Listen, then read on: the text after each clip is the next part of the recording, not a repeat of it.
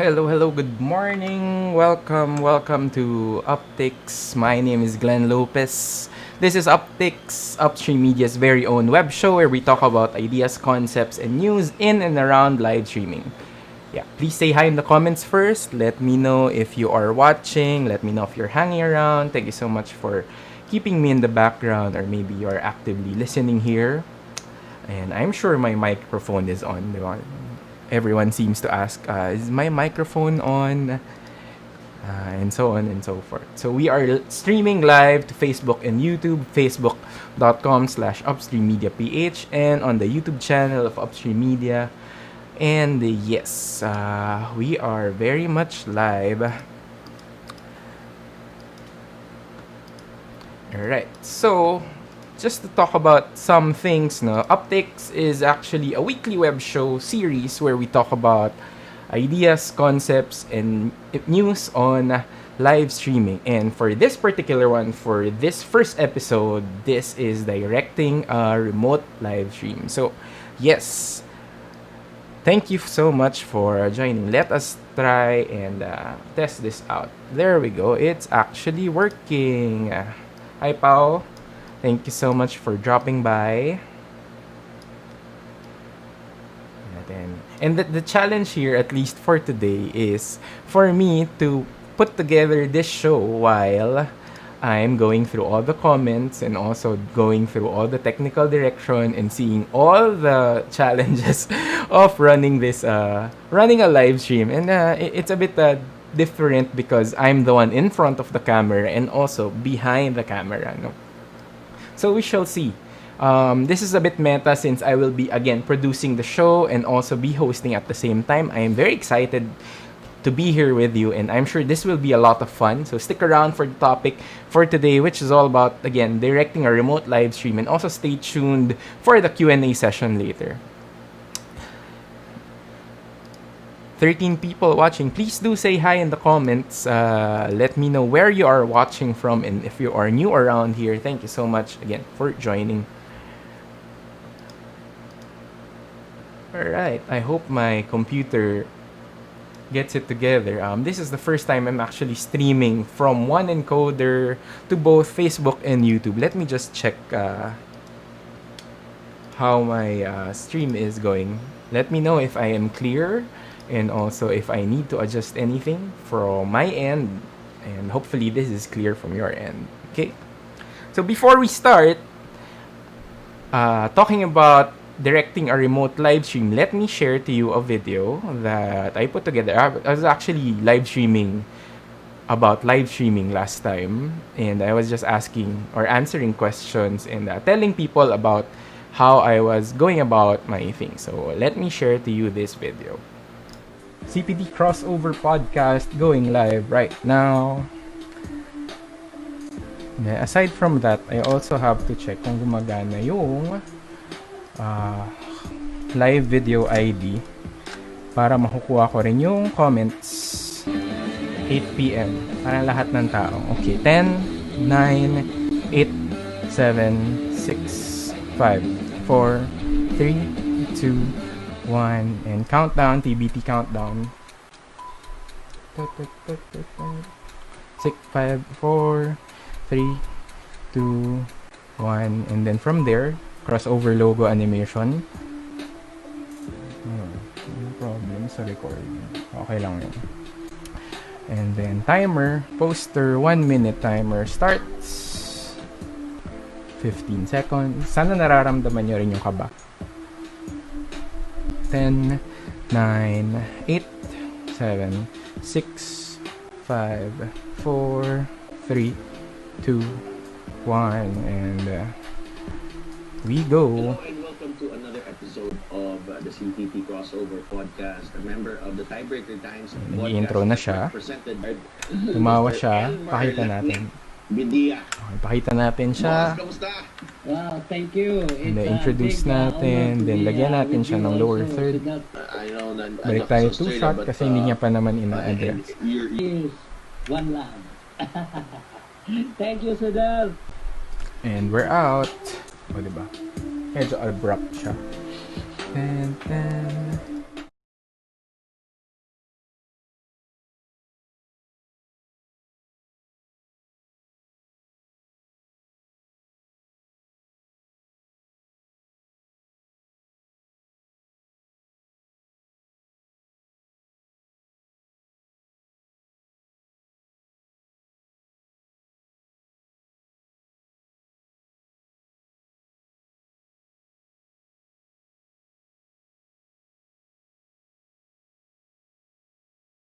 All right, thank you so much for joining. Yes, all of the problems that are happening with a live stream are happening with me if you are the host and the producer at the same time. Thank you, Lawrence, for dropping by. Hopefully, this the video is already better. Ikoy, thank you for joining and dropping by. And this is what happens when you are, again, both the producer and also the host at the same time.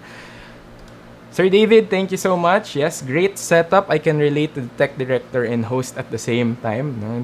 It's a very different feeling to have. Sir Joseph, thank you for dropping by again. Ayun. So the video earlier was actually me technical directing one of the shows for that's produced by Upstream Media PH, which is the CPT crossover podcast. So shout out to Boss Sedelf, who is actually taping with Sir Chiefy Kaligtong over on the other computer.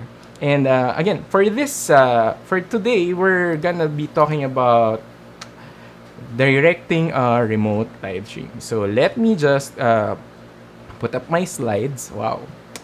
And we'll see where this goes. So for this first episode of Uptakes, hopefully there will be next ones. So I'll be talking about briefly directing a remote live stream. So essentially, at least we have to put on a hat first or ask what is a technical director, at least for a live stream. And a lot of you are actually putting up your shows and putting together live streams, such as I've been asked several times about how do you use Zoom and OBS together, or how do you use Streamlabs and OBS together, or how do you use your camera so that you can use it as a webcam, and so on and so forth. Now, if you take that all away, those are the questions that are being asked of a technical director. At least for a live stream, on my end, we put together, a technical director puts together a workflow or a system that would allow for shows or live streams like this, so that it will be aired. You'll be able to communicate, you'll be able to talk to your audience, and just make sure that they can hear you and they can see you, just like this one. With the technical director hat, wearing the technical director hat as well, it allows for you to communicate. The technical director also communicates with stakeholders on the show that will be put together. So in this case, I'm the only stakeholder, at least one of the stakeholders, and of course you, thank again the audience for listening and dropping by here in Uptakes. And so I'm the technical director, but I'm also the host right now, and I'm also presenting to you these things. No? So in directing a live stream, already as challenging as it is in a physical live stream, essentially we put together these things, no? Cameras, lights, microphones, teleprompters, and so on and so forth, and it's already challenging as it is. Now it becomes more challenging when we put at least because of this difficult time or this challenging time. Now, the direction becomes having a remote live stream where essentially everyone is behind and at the mercy of technology, computers, which include webcams, headsets, microphones, screens, PowerPoint presentations, keynotes, audio, and then of course the strongest and probably both the strongest and the weakest link would be the internet. So maybe you can share below if you did the speed test. How's your speed going? What's your download speed or what's your upload speed? And maybe don't share the provider anymore. No, okay. So again, directing a remote live stream. In this case, everyone's behind technology, and suddenly the challenge of coming from a physical space, just hiring someone to do a live stream, now it becomes more difficult because people try to look into and also try to see how they can put together their own live streams. And also, the essence of it is really just communicating with your audience. No? So for me, I now introduce the concept of the virtual studio. And essentially, this is the question where I ask, how do I bring the participants in how do I bring in their audio and video and mix it together? And how do I bring in the laptops that actually play the keynotes and the PowerPoints and all the audio and video files in between? No? So whenever I put together a show, I always think about this virtual studio, and I just make sure that, or at least wearing the technical director's hat, as much as possible, we try to be this person that bridges all of the technologies together for them to be able, for our communicators to be able to communicate properly. No? So in this virtual studio, let me jump over to the end first. So we begin with the end in mind. And the primary responsibility of a technical director when producing a live stream essentially is producing that program out, that PGM program out. And you'll probably see it on your OBS if you've streamed before, or Streamlabs OBS, or your Mimo Live, or if you use Ecamm, and why not, right? So these are the things that you actually, this is one of the terms that you see, the program out. And essentially what the program out is what is seen within the screen and heard from the speakers, and you make it intentional. You always make it intentional. Unlike where, given that I was giving a workshop last time, the challenge was coming from a physical assembly. How do you translate that into a virtual one? And more importantly, you're not allowed, or you cannot hide behind you cannot hide behind lights on the stage, or technical glitches, or having trouble with tech. But in this case, we are actually behind a screen, and we just make sure that everything actually fits together. No? So again, if you have questions at this point or anything, you can comment them below or just say hi. And yes, it's a very challenging thing to do this, especially if you are the host. No? So I've been trying to figure out the million ways of asking these questions. No? Can you hear me? Can you see me? Can you see my screen? No, I was joking around with a friend, and parang he was joking. I was asking people to do a thumbs up if they can hear me, and then suddenly he does this. Now, shout out to Ness Zeus for making at least online meetings and recordings more fun. So maybe those are the things that you can also try with your meetings. No, what kind of questions, what kind of thoughts, or what kind of how can you rephrase these things? Can you hear me? Can you see me? Can you see my screen? Thumbs up if you can hear me. Thumbs down if you can hear me, or at least just be assertive. But aside from this, even if you have these questions, more importantly for me, or at least when you're a technical director, you make sure that the show or live stream is running and that it is running well. No, again, the challenge for me today is to put together both this show and also host at the same time. Although I have let's try to cut to another angle. Although I have most of these, and as you can see, there's another recording going there. I'm trying to put this together and pull this together so that I can communicate with you better. No, so again, when I wear my technical director's hat, and I just make sure that I follow through with my primary role, so that I know that the show or live stream is running and that it is running well. So again, shout out to those who are commenting earlier na nawala yung audio or I was having glitches, and hopefully this is a better experience for you already. Okay? So when you're a technical director, this is a running list of things that you check, not just before, not just during. Well, before and during, probably not after, no. But you always check, number one, for your internet connection. If you can do a speed test with your internet, then that would be a lot better, so that you know what's the speed of a participant that's joining you for a Zoom call or for a Skype call. You can also check. You will also check consistently for the audio. I put it there second. Normally a better audio. Hopefully I'm not sounding a bit too aircon-y or electric fan-y. But yes, we check for audio. You check for video and how it's coming in to your from their cameras to your inputs. You check for your guests if they are connected properly, if they are against the light, if they are Ano pa? If they are able to share their screen properly, you also check with your producers if it's the message or if it's the content or if you are on time. Di ba? And one thing that I've appreciated recently with these times is actually most, if not all, live streams start on time, hopefully end on time. So because we also try to wear that broadcast mindset, no, broadcast mindset in terms of we have limited time, but we have a lot of time, but we also have limited time to communicate our message in order for us to just talk to our audience. No, we also check consistently for our hardware and our software. So if I will cut to this other angle over here, this is the interface of my Mimo Live, and I'm streaming to both Facebook and YouTube. And normally in these parts, it gives me notifications if I am running into trouble. Like let's say, for example, I have low internet, I'm running out of disk space, or if I'm dropping frames, and so on and so forth. So yeah, and aside from that, you also check your software if it's still registered. So for example, again, Mimo Live is subscription based, and I've invested in it.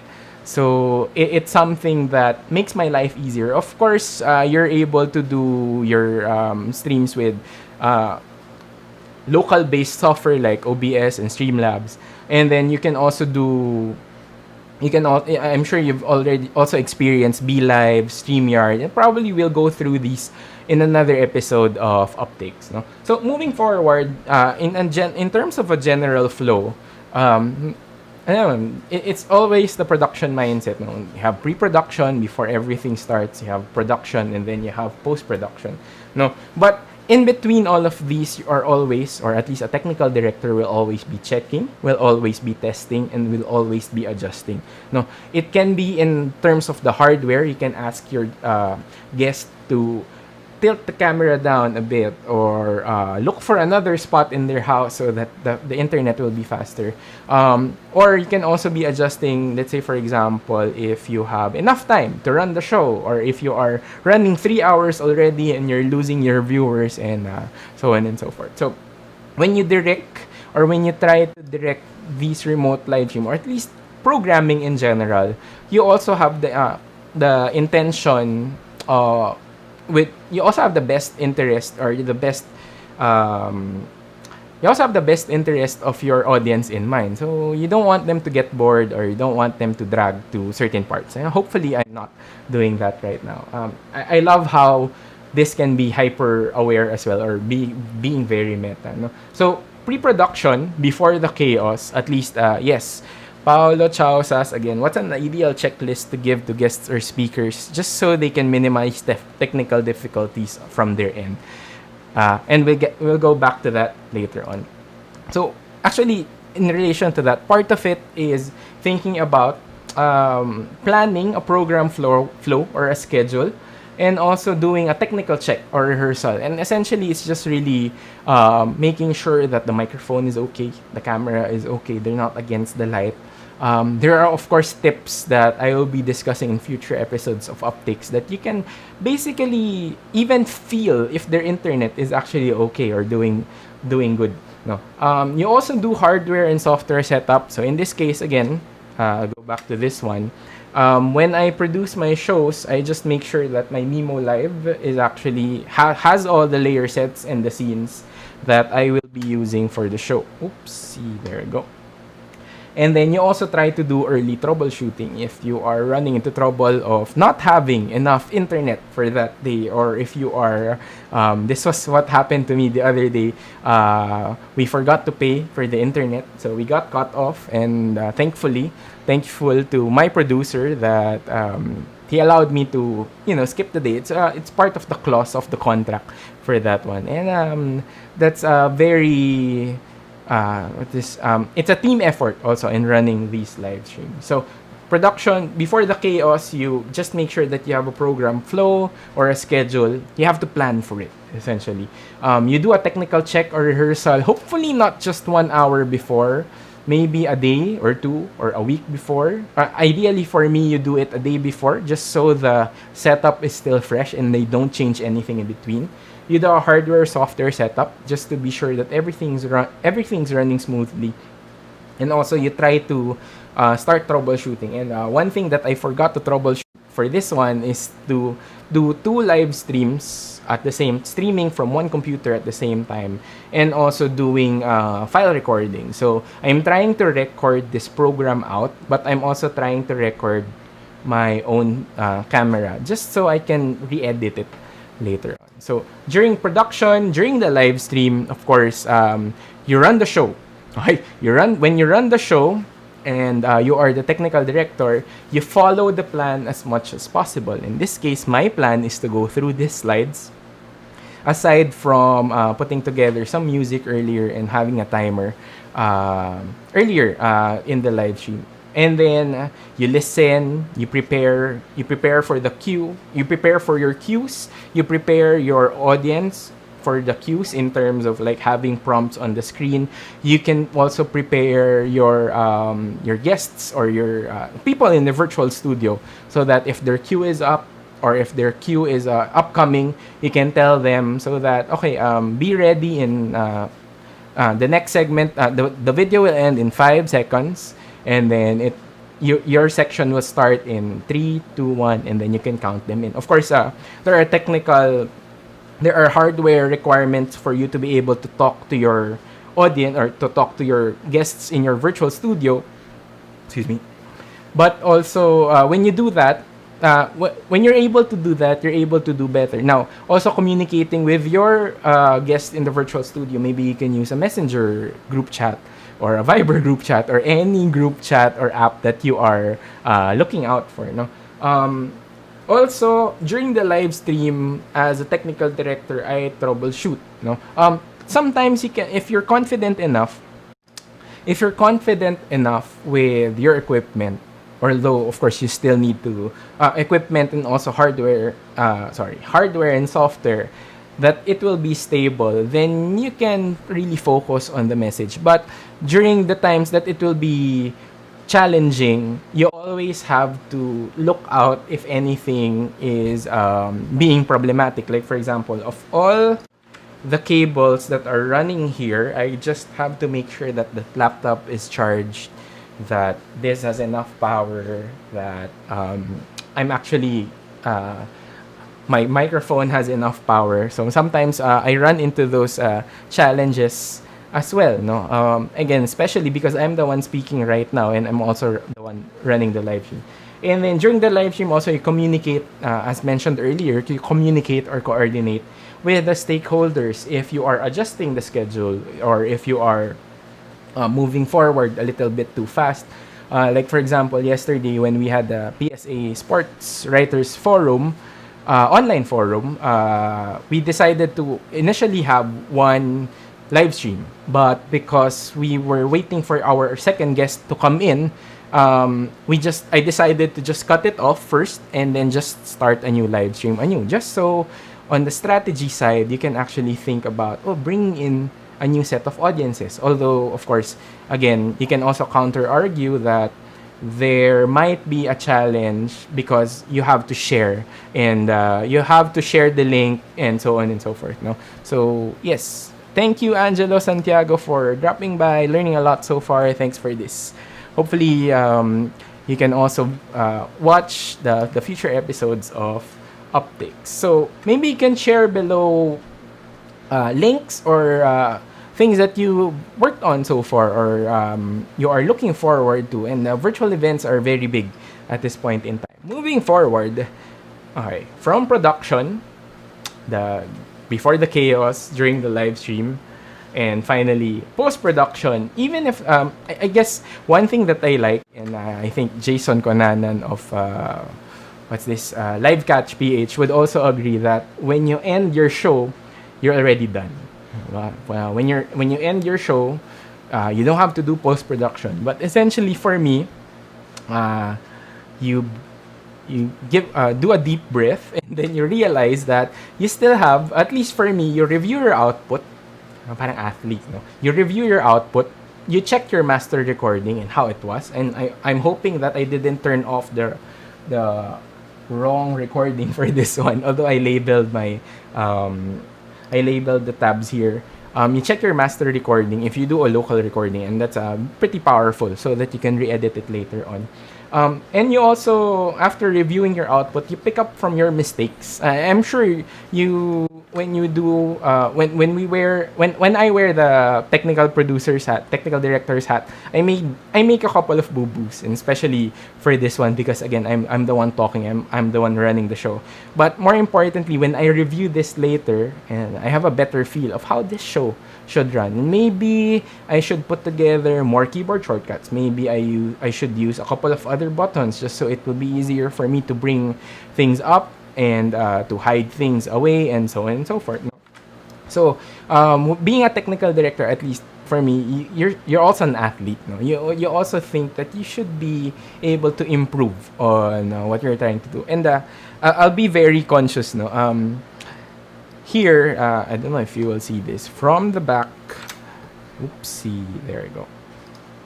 From, I actually have another monitor here where I can see your comments and also, let me change this one. Your comments and also how many viewers are there.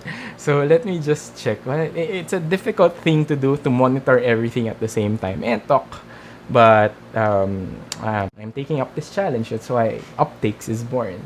So now, so production, pre-production, production, and then post-production. Now, when we talk about, there's this thing called the technical glitch. When something wrong happens, we always, or at least most of us would actually say it's a technical glitch. But somehow, I subscribe to this idea that a technical glitch is really happening. But as a technical director or as someone that looks out for the technicals, when you wear that hat, you just make sure that somehow there's a logical explanation to it.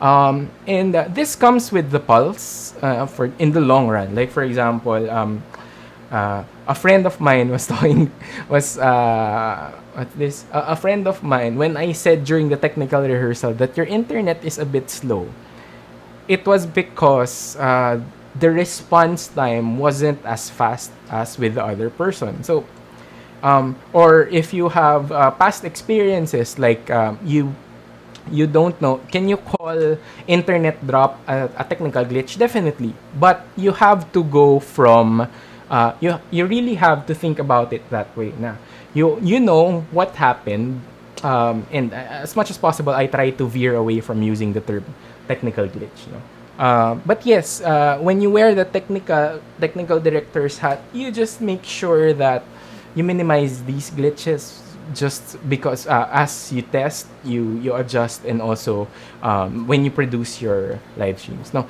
so now I also posed this question: is there anything creative to being a technical director in a live stream? Number one, yes. I'll answer it this way: creativity in problem solving. Because when you do live streams, you actually, well, sige, let's go here. When I do live streams and during the start of the community quarantine here in the Philippines, I most of these I already acquired because I also do live streams outside. But there was still a challenge of putting most of these. This is a 2012 laptop. This is a 2012 laptop. And this is an 810 mini, and so on and so forth, a couple of screens in between. So there was always this challenge of how to put all of these together as a show. No, how do you bring in your audience, and how do I bring in my audience? So normally I actually use this as the Zoom laptop, and then I just use my webcam or my camera as a way for me to communicate with the guests in the virtual studio. Aside from that, problem solving in terms of if you are running in real trouble during your live streams, like how do you make sure that you're still looking out for the message while you are taking care of whatever technical glitch that is happening to all your, wag naman yung all, at least a number of your equipment. No? And that's the first question. That's the first answer to this question. Now, is there anything creative again to being a technical director in a live stream? Yes, there is creativity in communicating. And if you've noticed, if I'm trying to drive a point home, I always make sure that I switch to this bigger camera just so I can, just so you can see my face bigger. Not because I'm vain, but you can see my face bigger, and I'm able to really try to look into the lens and also try to see if I'm sure there's different feeling if the person speaking is actually full screen versus when I am in the upper left corner and trying to go through the points of this live stream or of this presentation. No? So again, technical director, is it a creative thing? Yes, because you are doing problem solving.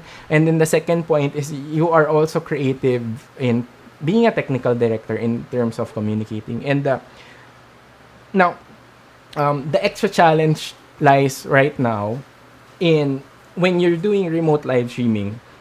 What you're doing is actually playing with building blocks. And a common question again that I have is, how do you bring in Zoom or Skype or Google Hangouts into a live stream? And I've seen a good number of solutions to it. Although we only see the screen, we only see the show when it happens. But in this case, you still think about, given this building blocks. I won't answer that for now, but you just make sure that you look for the right keywords, or at least try to look for the right keywords. Connect Zoom to OBS, and there are a lot of tutorials on YouTube that teaches that. But definitely, maybe there are times that you cannot bring in Zoom to OBS, because suddenly you'll realize that your computer is underpowered. There are instances like that. So you just have to look out for those things or those times. And again, you have to test, and you have to repeatedly go through all of the things that you are using. So, yes, I have this point. I would like to sincerely believe that live streaming can be done by a single computer or a single piece of hardware. But if you think about it, there's also a single point of failure. So if, of course, budget permits, you can break it down. At least how I do it, you can break it down into different components, so that if something breaks or something doesn't work out for you yet, you can replace it, or you can look for a better alternative.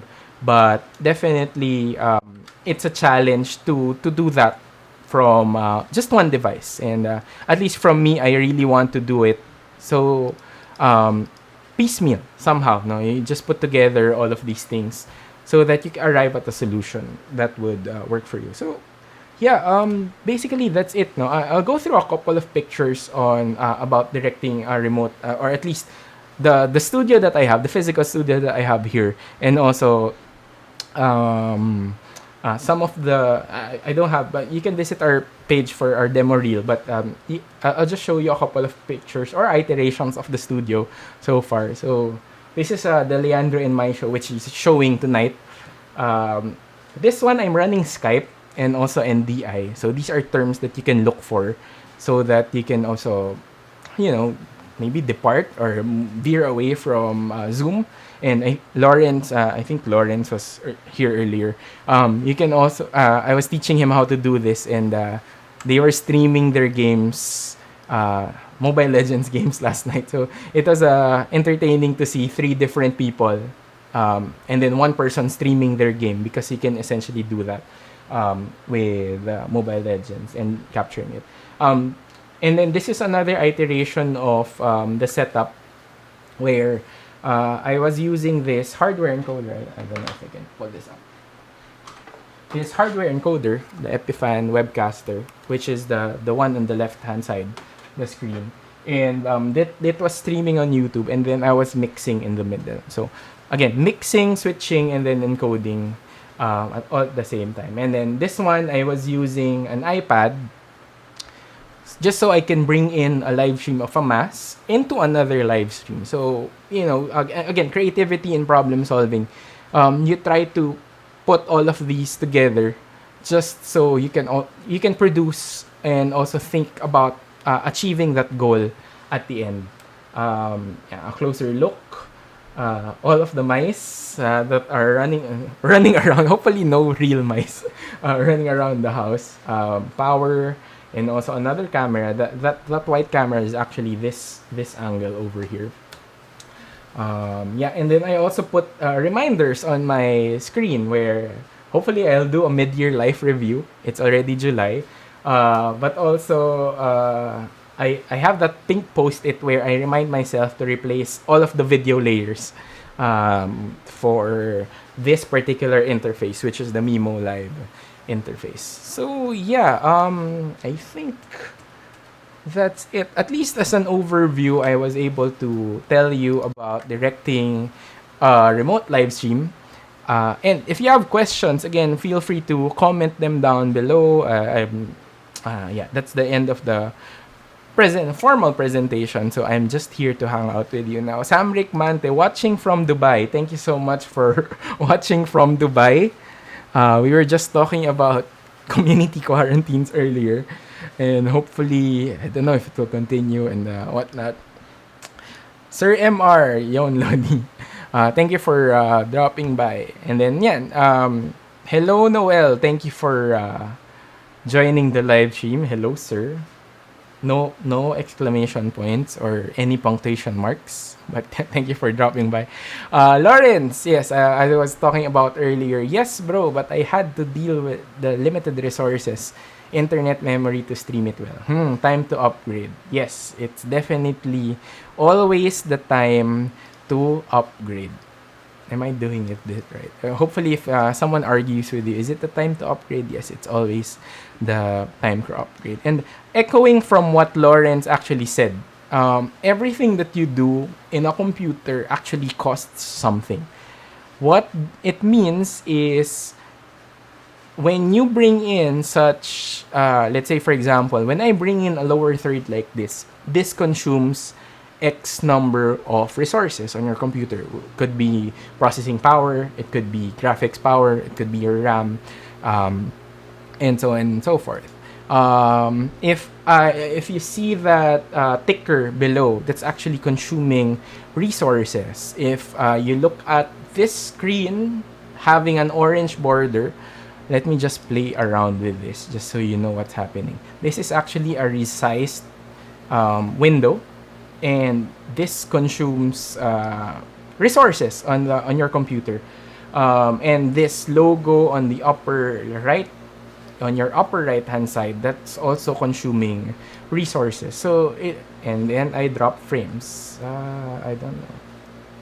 Okay, it was because of the internet. So yes, it's easy to upgrade. Sorry, I'll just go back to the comments. Easy to upgrade, yes. Noel, thank you. Again, thank you for dropping by. Thank you for a free and napaka-detailed na teachings about lives. This is just a surface, no? This is just the first episode of Uptakes. And I'm sure a lot of you are also looking into like how to do it for yourself. No? Again, there are software that you can install on your computer. There's cloud-based software. So if your computer can't do it, maybe you can also look into cloud-based software. Let me just go through some of the other comments here. There we go. Thank you for giving us one computer folk hope. Yes. Thank you, Deirdre, for dropping by. Yes, for one computer folk hope, joke lang. For one computer folk, I'll pick on this.